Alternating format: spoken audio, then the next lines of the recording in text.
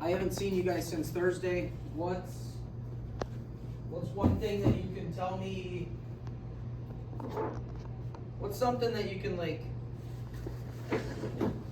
tell me or review or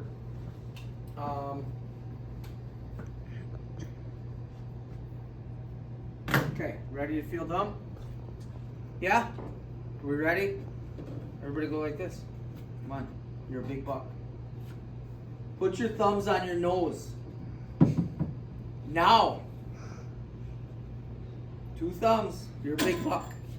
Come on. Only way that you can take your hand off of your nose is if you raise your hand to volunteer something. Don't you guys feel cool? Reed's gonna be a champ. He's gonna be like, I'm too cool for this. I'm still gonna just hold on. What can you tell me that you learned on Thursday? Name one thing. Your hand. You can raise your hand if you wish to supply something to the. What do you got, Reed? Top dead center. Okay, TDC, top dead center. What does that mean? Top dead center. Yeah, what does it mean? When the piston is Okay, this is a piston, moves up and down in that cylinder.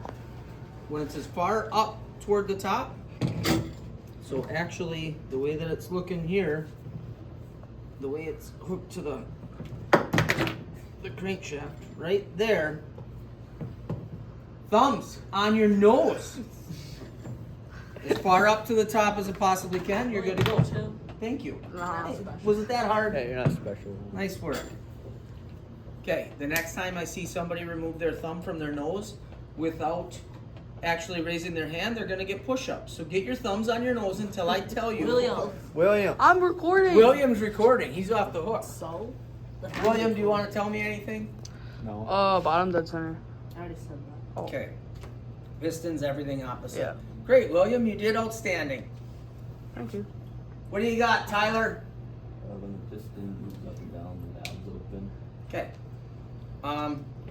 Which valve is open? When this thing is pulling down, which valve is open right now? Intake, because it's pulling in what? Air. What's it pulling in? Air. Air and Feel. 5 push-ups for That's what I answering got. out a question. Thumbs off. 5 push-ups. Not that. Air and Fuel. fuel. Thank you, sir. You're off the hook. Kevin, what do you got, buddy? All 4 strokes in a 4-stroke engine. There are 4 strokes in a 4-stroke engine. Name me at least 3 of them. Intake, compression, combustion, exhaust. Intake. That piston's going down. Compression. Piston's going back up.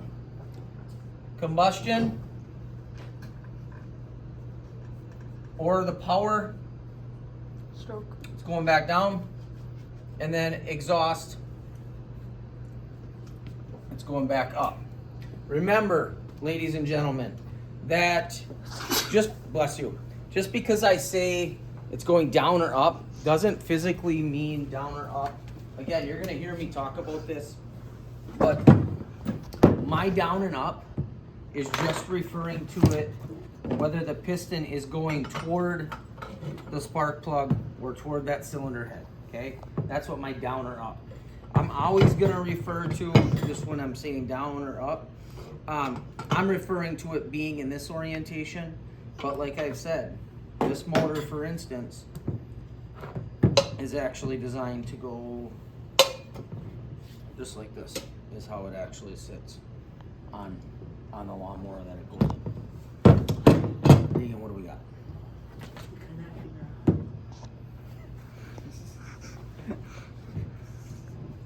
What's the connecting rod connect? The piston to the crankshaft. How do you know that? The bolt. Okay. See, he's not dumb. Learn how to play the game, right? Thank you. All right. So we talked about the 4 strokes.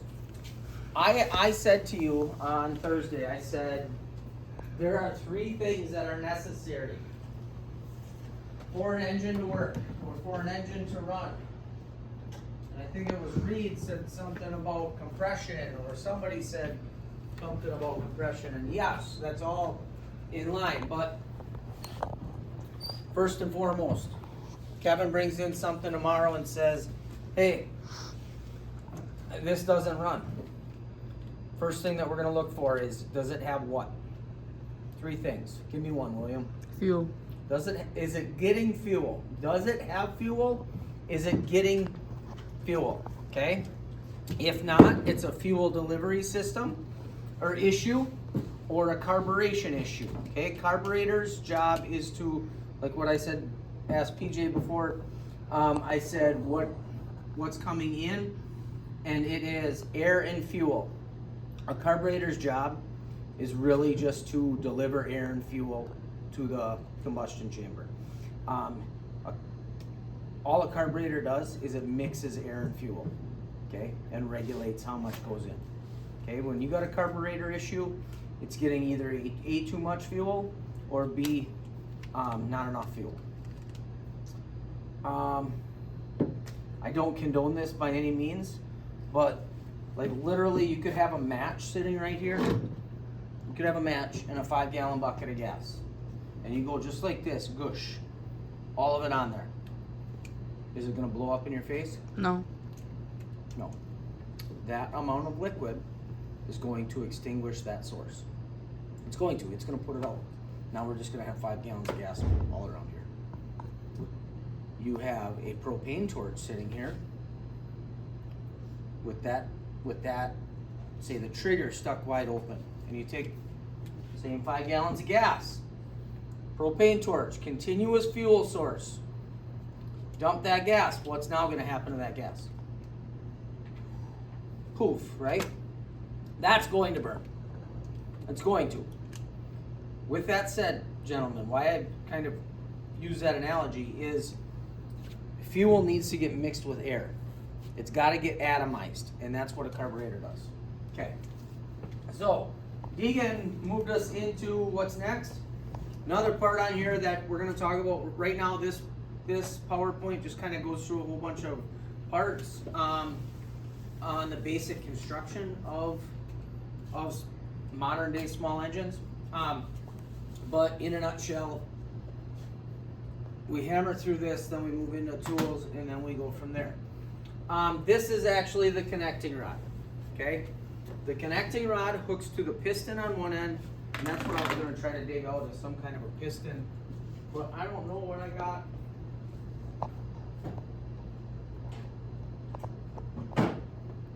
Super handy right now. That's a recording. Deegan said it.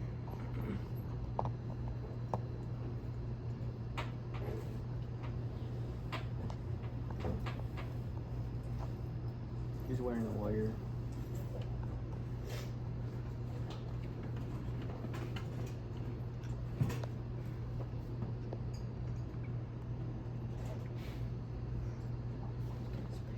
Alright. Found them. Take it, pass it around, admire it, whatever. But gentlemen, this is the connecting rod. Okay, the connecting rod, is there still that stupid song? Like in elementary, your arm bone's connected to your whatever? What song was that? It was dumb. We used to have to like Deegan's sing. probably familiar with it. What? Deegan's probably familiar with it. You're not familiar with it? Okay. Connecting rod just connects the piston and the crankshaft. I'm gonna pass one around this way. Here's what I want you to kind of draw your attention. Hold that out in front of you, please, Kevin, since you're in the middle. You guys see those grooves in that piston? So this is the piston, this is the connecting rod, and this is a pin that can get pressed out. This one actually you need to remove a spring. There's just a keeper spring in there. But with that, gentlemen, this just connects, and that, again, remember I talked last week about we take linear force or linear energy, and that gets transferred into rotary energy, because, excuse me, that rotary energy is what gets outputted out of a motor, whether it's to cut your grass or to turn your clutch on your chainsaw or to turn your PTO on a tractor. It's all kind of the same, that it's linear energy. And then from gearing and things like that, we can make it, you know, low speed, high torque, or we can make it high speed, lower torque. But what I wanted to show you on this, you guys see these grooves? Yeah. What are those grooves in there for? For your compression and oil rings. What? For your compression and oil rings. For rings. Let's just call them rings. Okay? So, Kevin's not wrong, but when Deegan passes this one toward you guys, most small engines have 3 rings on them. Okay? He's taking it a step further, which we don't even go down that rabbit hole too much. But the bottom one is an oil ring. The top one is a compression ring. The middle one is a kind of a combo one. But the top ring that's here, its main job is to keep compression in the cylinder. This bottom one, and you'll see that the construction is slightly different between them, but the bottom one is like kind of like a windshield wiper that it's trying to keep the oil down into the crankcase. Because if oil slips past it and gets up into this combustion chamber, then it's, have you ever heard of a motor, people would say, oh, it just burns a little oil? Okay, that's what it is these rings are starting to wear out, or your cylinder walls are starting to wear out, and it's leaving molecules of oil on the sides, and then when this piston goes down, it gets kind of swept back up to the top. So those are your rings, but you can take a look, you can get an eyeball for the picture, you know. That connecting rod's seen better days. It has, because it snapped off right over here, but actually it snapped off twice. I don't know why or where a lot of this stuff came from. I have parts and pieces back here that belong to motors that we've touched. Other ones just show up with, like, people bring them in that this or this doesn't work. And Deegan, you can pass that around to somebody else whenever you're done. But yeah. Oh, the piston. Piston is that cylindrical object that goes up or down in that combustion chamber, in the cylinder. Okay, if you hear somebody say something about a cylinder, okay, the cylinder, gentlemen, is referring to this. I grabbed this one out because this one is bare bones.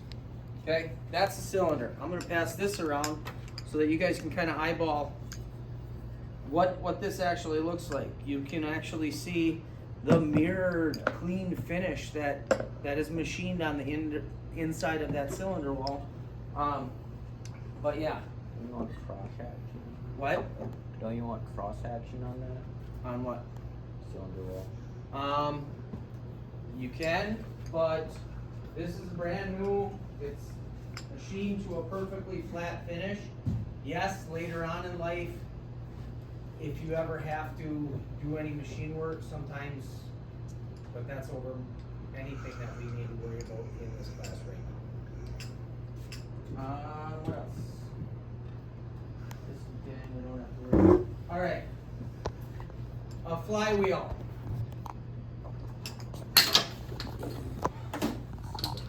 Broken.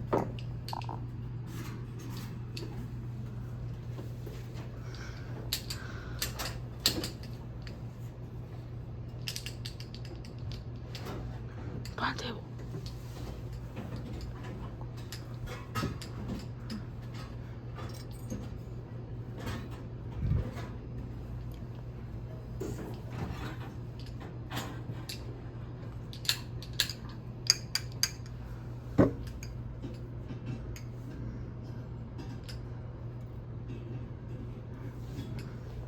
I don't have a flywheel readily available because I'm trying to cut down on some of the parts, but here's what a flywheel is.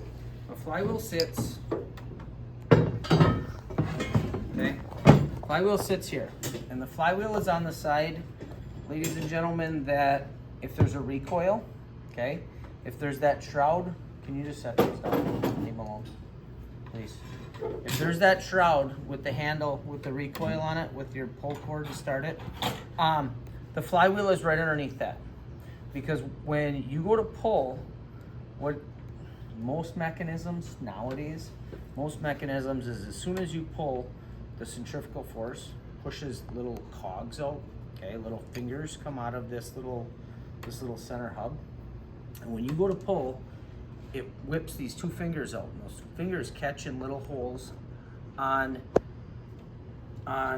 usually it's a little bracket that's bolted to your, not even a bracket, but like a flange that's bolted onto the flywheel.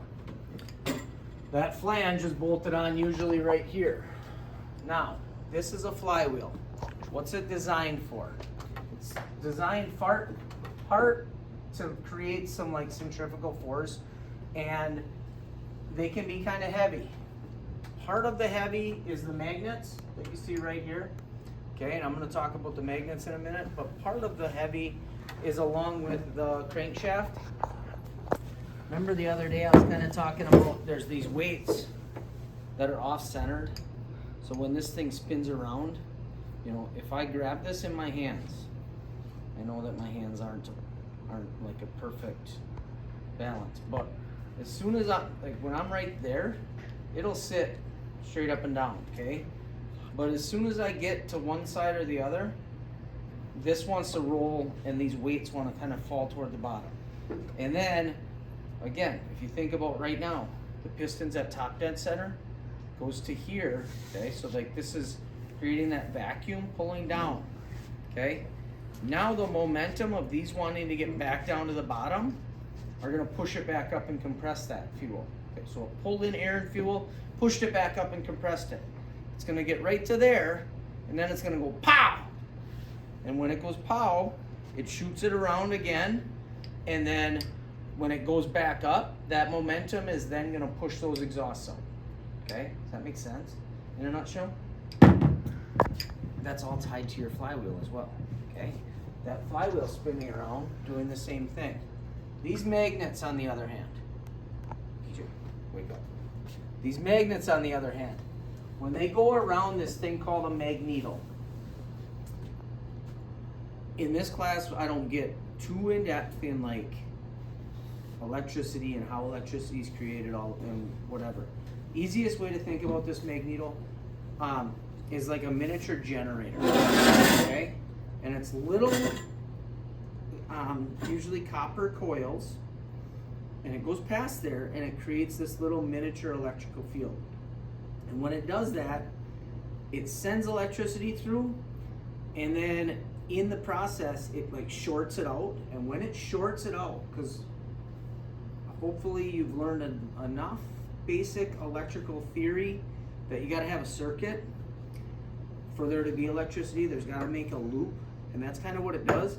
And then all of a sudden it shorts it out and it pulls that loop, and that end part goes to the spark.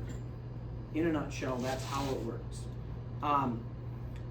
So it can be a little confusing. We'll talk at a little more length later on about it when we have an actual presentation that is just about magnetos and just about the ignition system, it's called. But that's in a nutshell what's happening. So when you hear somebody say, well, the magnet's on the flywheel, it's referring to these. What it is this is a piece of cast aluminum. Okay, so it's melted down and then put into a form, and it's cast. That's how they're made. So this cast aluminum has these magnets on them, and when it goes past that magneto, that's in essence the root of what's starting the electricity for the spark plug. You follow me? Okay. You guys see these little fins on here? Everybody see them? See how they kind of look like little curved cups? So this thing would spin this way because it grabs that air and it pushes it, okay? And that's twofold. One is it removes air. By pushing it out, okay, it's removing it. But when it removes this, there's an influx of cooler, you know, almost like not contaminated air that it brings in right behind it, okay? So that's, when it says creates air movement for cooling, that's part of what they're doing, okay? I didn't talk about this on the cylinder block either. You guys see all these little fins? Why do you think those are there? What do you think, Kevin? Cooling the engine. Okay, why can't it just be like this? Why can't it just look flat like this? More surface area for the air capture. What do you mean? It's got more room to the outside air. Okay. No, you were right, and you put good icing on the cake. It created more surface area. Okay. That allows more heat to dissipate. Whereas if this cylinder wall was just like flat like this, okay, all the heat that's going on up here, if it was just flat on the outside, it wouldn't be able to dissipate that heat as quickly. This allows it, you know, to dissipate heat. So that's why when you see these fins, that's all that those fins are there for, gentlemen, is just to increase the surface area. If anybody has ever cooked maple syrup, that there's raised flue, there's drop flue. If you're cooking syrup, it's as much surface area that you can get in contact with that fire, the more heat that it's going to get off of it. Whereas a flat pan, you don't get quite as much heat. So just kind of, guys, the principles aren't that earth shattering. It's just you see different things around here. All right. What I talked about is when we were talking about the magneto, Deegan first brought this up last Thursday, that magneto in a coil and blah, blah, blah, and that's what creates your spark. Yes, way further than what most people know coming into a small engines class, but that's where we're at. What happens is these magnets go past this pole and this pole, and that creates kind of an electromagnetic field, and that's what creates the system. Ignition systems will be a magneto breaker point ignition or a solid state ignition. I'm not going to talk about a ton of differences in them, but in a nutshell, you just know that that magneto is what's creating the electricity that gets sent to the spark plug.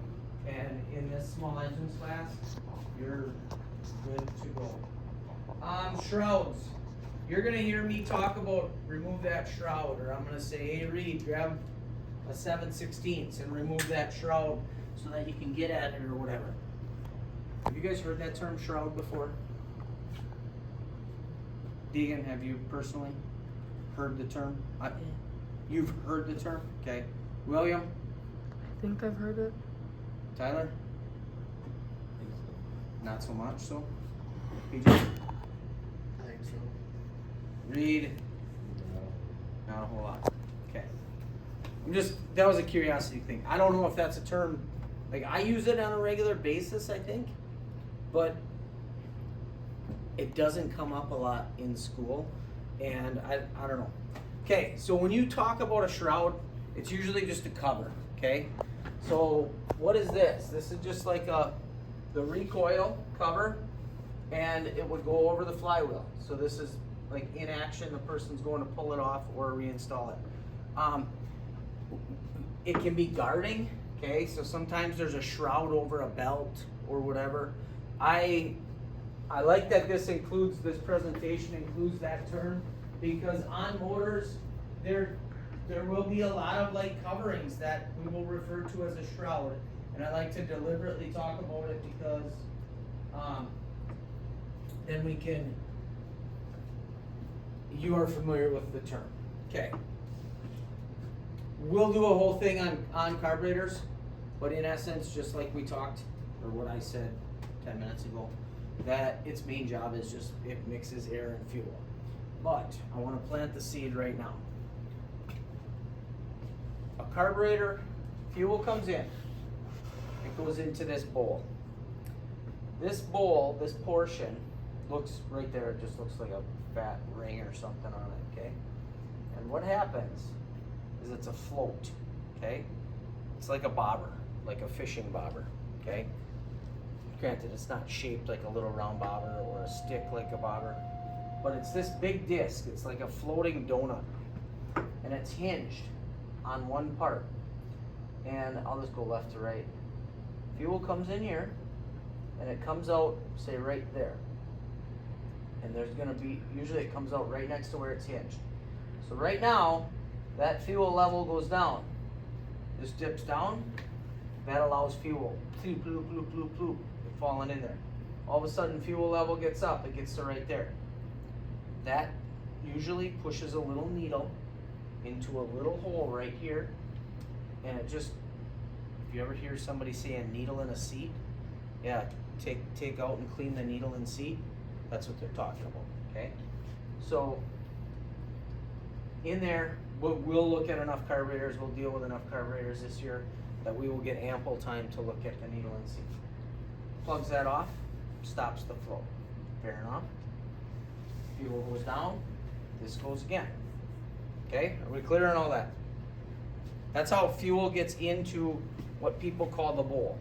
Okay, so somebody says, Deegan, go grab a 10mm wrench, take the bowl off, turn the fuel off first, turn the fuel petcock off, and then pull that bowl, dump that fuel out, okay? Take carb cleaner and clean that bowl out. Then we check the needle in seat. Okay, we'll remove that float and check that needle in seat. Make sure that it's clean. Good through that? So fuel just got to your carburetor. Right here is usually the pickup.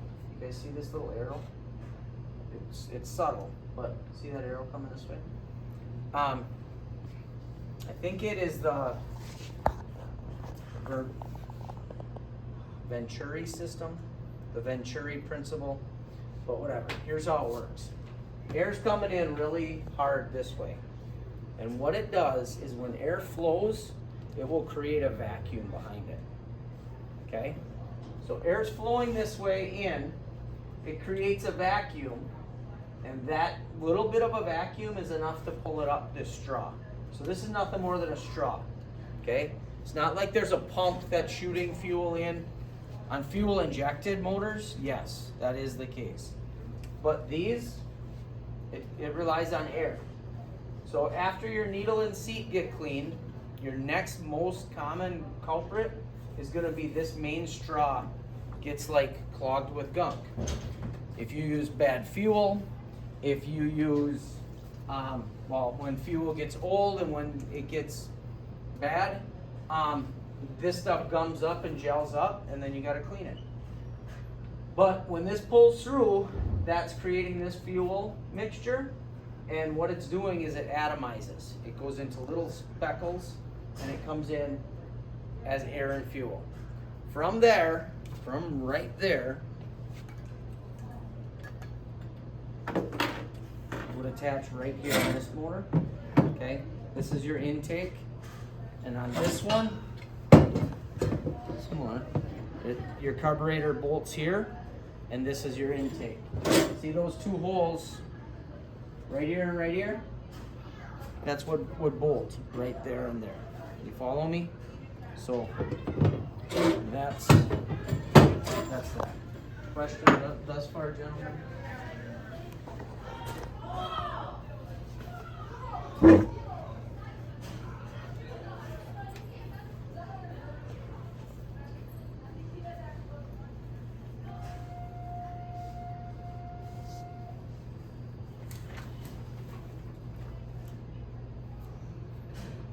I wish that they were so obnoxiously loud and I just would run up there and shoot somebody's rear end. Alright, is this exciting stuff? This is exciting, right, PJ? This is the best class you've had all day? Probably. You're serious? You're almost falling asleep now. Okay, muffler just is used to quiet the motor or quiet the engine and that exhaust that comes out. Like that's the main reason for the muffler, and it also creates back pressure for air and fuel in and out of the motor. If you take an exhaust off, then it doesn't have as much back pressure, and then it can cause it to run more roughly. We talked about crankcases enough. Rings, this is what we were talking about before. We're going to go on that front. Questions on anything, gentlemen?